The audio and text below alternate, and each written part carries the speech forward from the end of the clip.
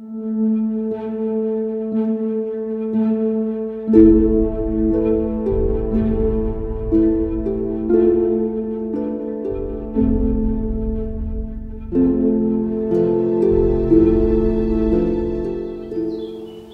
now speak about the second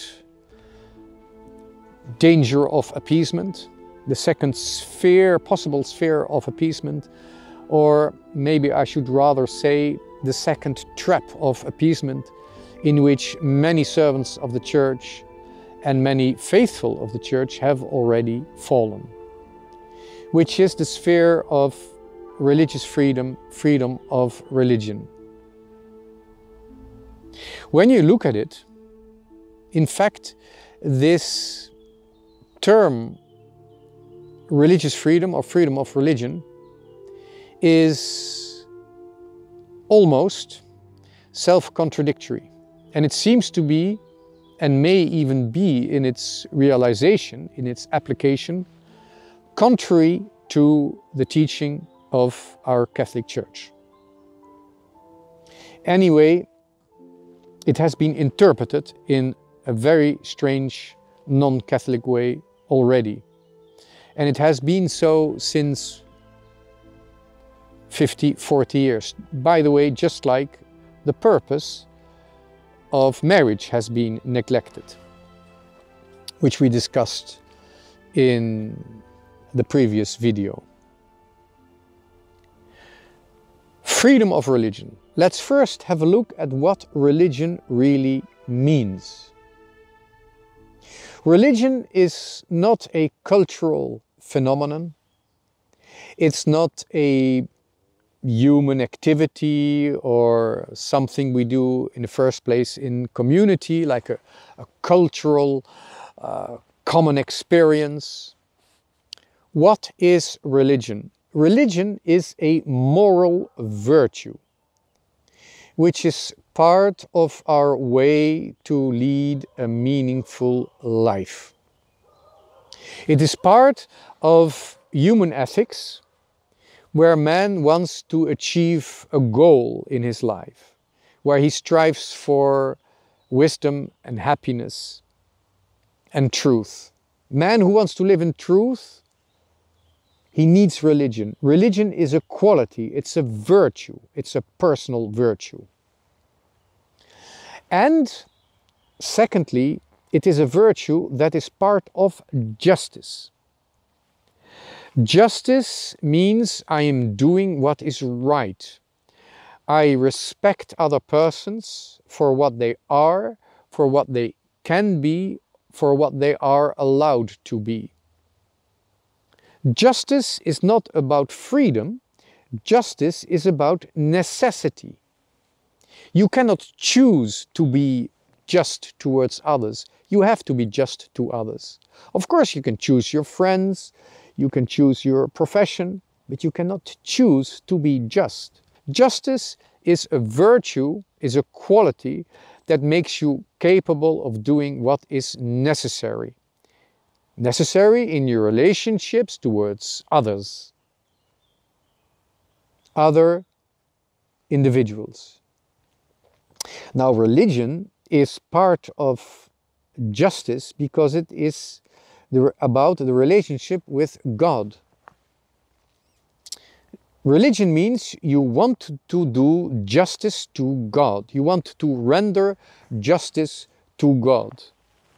You want to recognize who is God and show that you recognize who is God, and you want to pay him back in a certain way. You want to retribute God, to give to God what he has the right to receive. Now, there is one very crucial element of Catholic teaching. That is, we can discover the existence of an almighty, eternal being. We can discover that God simply must exist and cannot not exist. And because he is this eternal, omnipotent being, which traditions call God, and every language has a different word for it, because we can discover him as purpose of our lives, we can discover him as creator of our lives. He has the right, the simple right, to receive our gratitude for having been created, for simply existing. Religion is not a free choice. It is an obligation. It is a moral necessity, simply because we can discover the existence of God. And so it is almost meaningless to say nobody can force us to adore.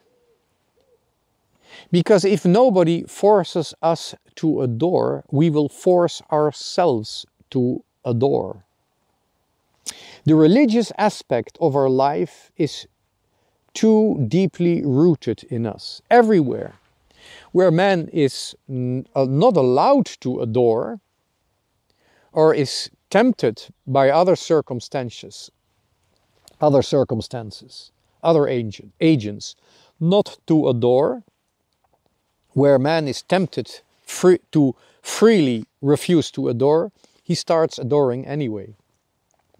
He starts adoring animals, he starts adoring stars in sports, in cinema. He starts paying a religious tribute to politicians. You can see that everywhere.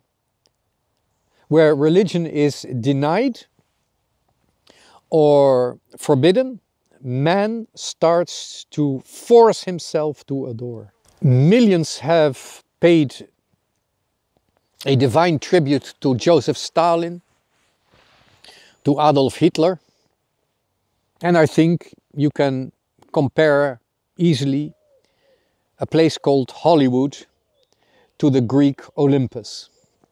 Religion and adoration as an act of religion is necessary to man. And if it is not proposed to him in the world around him, he will make some kind of adoration up himself. He will create his own divinities. And of course, these artificial gods, they are not omnipotent, they are a kind of projection. So sooner or later, man will either find the real God, or he will start adoring himself.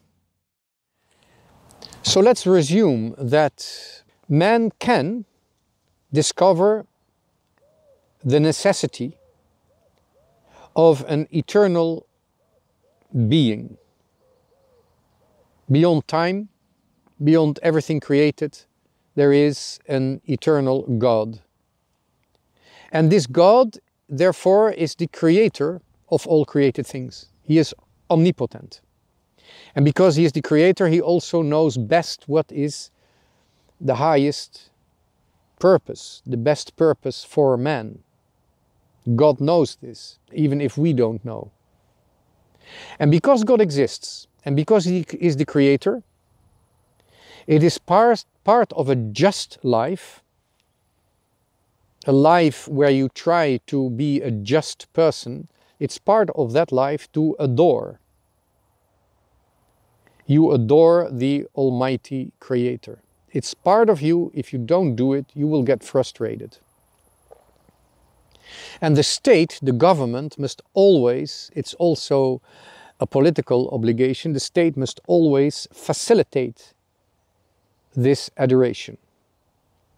Of course, the state cannot force you to adore, but it must facilitate this moral obligation of religion.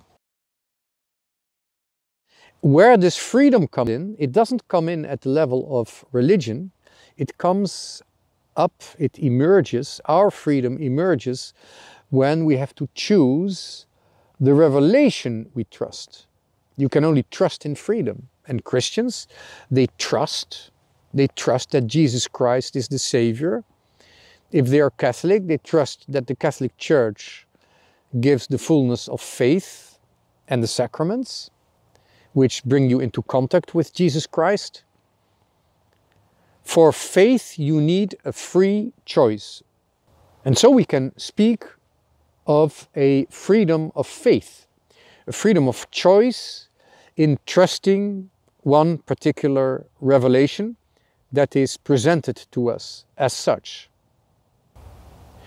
Of course, we must be free to choose Jesus Christ, but we will finally and ultimately always force ourselves to adore someone or something, and to affirm that adoration, we will always sacrifice something of ourselves. We may even sacrifice our own lives. We may even sacrifice ourselves for a purpose that is completely useless, that has nothing to do with the Creator. And that's one of the most tragic things that can happen to us in our life.